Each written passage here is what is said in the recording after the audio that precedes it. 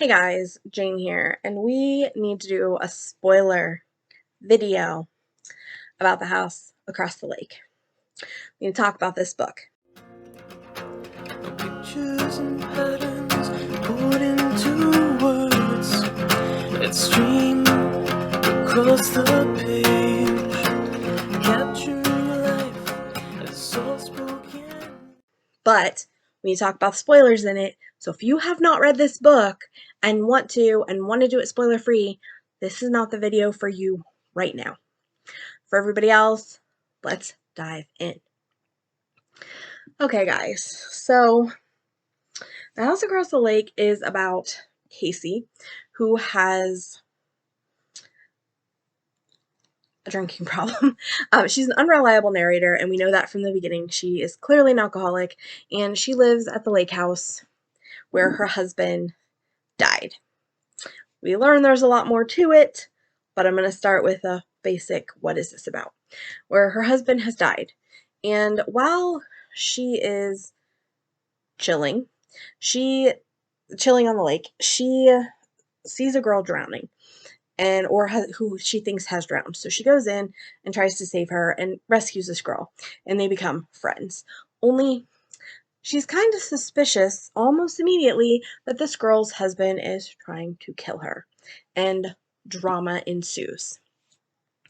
So the first thing I have to say about this book is I didn't like anybody. The most sympathetic character is Catherine, who is her friend who she rescues. And even her, I didn't really connect with. Everybody else is awful, and Casey's awful. And like, I knew instantly, we cannot trust this woman. She is not trustworthy. So I think that definitely like framed how I felt about Casey moving forward.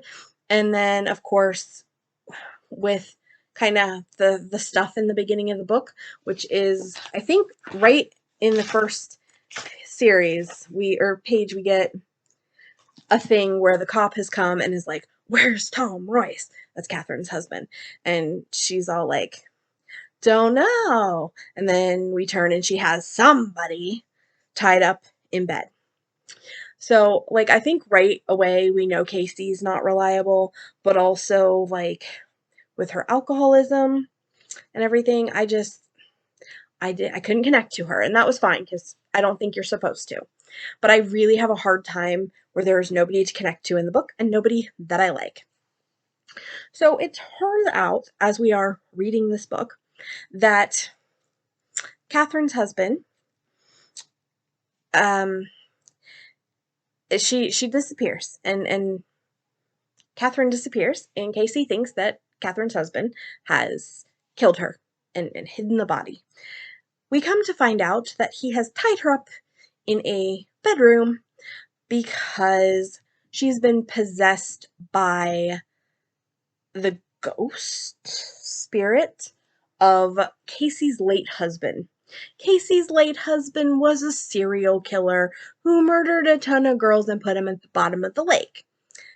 And then when Catherine was in the water, she picked up his soul because the lake's kind of weird that way. And and he is now in possession of her body. We also find out that Casey murdered her husband because she found out he was a serial killer, and she was like, "I can't let him keep killing people, but instead of going to the police, I'm just gonna kill him." Which I'm gonna go with is maybe not the right call here. But again, she's not really making a lot of the right calls throughout this book. So then we learn that she's got to figure out what to do with her husband who's possessing her friend. And we also figure out that Catherine's husband is indeed trying to kill her. So there's like an extra layer. So we have all this stuff going on. We have Casey's husband's a serial killer, but we don't know that until like the end of the book. We just know there's a serial killer who is in this area, and ooh, who is it? Do they have Catherine? Is that who has her? Is it not that her husband's, shady? It's the serial killer. That's not what happens. But then, like I said, the supernatural thing, and I was not prepared for that. Like I should be, because this is my second Riley Sager, and I feel like by now I should be like, okay, Riley's just gonna do what Riley's gonna do. But I was not. When we did Demon Possession, I was like, I did not sign up for Demon Possession. I'm okay with Demon Possession. I'm not mad about Demon Possession, but this was not the book I picked up. So I was fascinated by that, but also like, oh man, okay. I didn't necessarily believe, like, some of it was kind of unbelievable, and granted, demon possession is going to be unbelievable, but some of it I was kind of more sold on than the rest. And I did think the book, up until we find Catherine possessed by the dead husband, I thought up until that point this book is kind of slow. I almost DNF'd it a couple times because I was just like, come on. Come on. Because, you basically just have her stalking Catherine's husband, and then some flashbacks about like how she met Catherine and why she thinks Catherine's husband is trying to kill her, and her doing this detective stuff that's kind of shady. And I really wasn't invested in any of that until we get the reveal of, oh hey, Catherine's possessed by your dead husband. That hooked me. I was good from there. We could continue. But I just, in the beginning, I was really like, this book, it's not going anywhere. Come on, let's do this. But then once we did, I was like, okay, this is a lot of cool stuff. So that is why I rated out 4 out of 5, because it did have some cool stuff and I hadn't seen those twists. And I didn't see those twists coming. Like, demon possession was not on my bingo card for this book. But it was also a lot.